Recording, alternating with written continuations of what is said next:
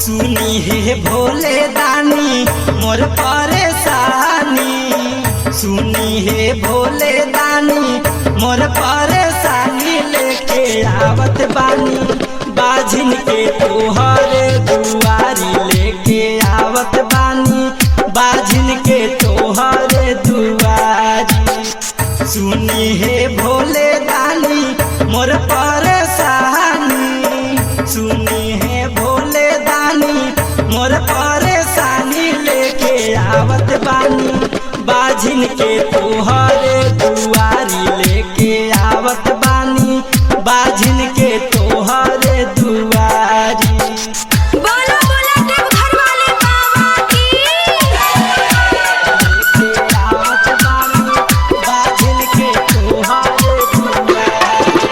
3 दिन से चलत चलत पर गइल पाहम में छाला जी, पर गइल पाहम में छाला जी, पर गइल पाहम में छाला जी। 3 दिन से चलत चलत पर गइल पाहम में छाला जी, कांवर लेके आवत बानी रउआ का कुछ न बुझाला जी।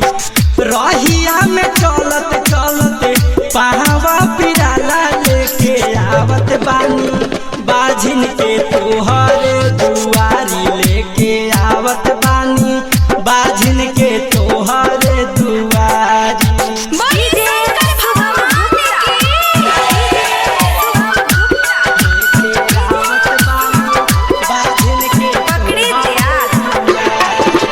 राउर महिमा भारी बाके जानेला संसार जी, जानेला संसार जी, जानेला संसार जी।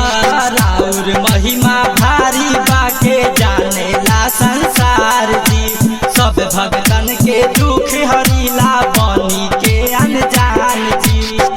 सावन में भगतन के भीड़ लागल भारी, लेके आवत बानी बाझिन के तोहरे दुआरी, लेके आवत बानी बाझिन के तोहरे दुआरी।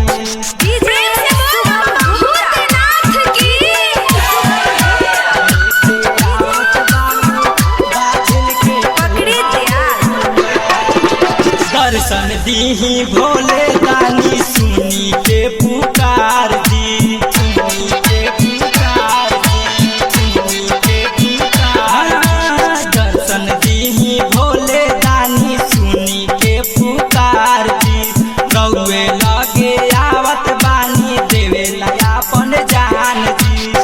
नीते समुना धीरज भगती में झूमी, लेके आवत बानी बाझिन के तोहरे दुआरी, लेके आवत बानी बाझिन के तोहरे दुआरी। RS रिकॉर्डिंग स्टूडियो पकड़ी दयाल।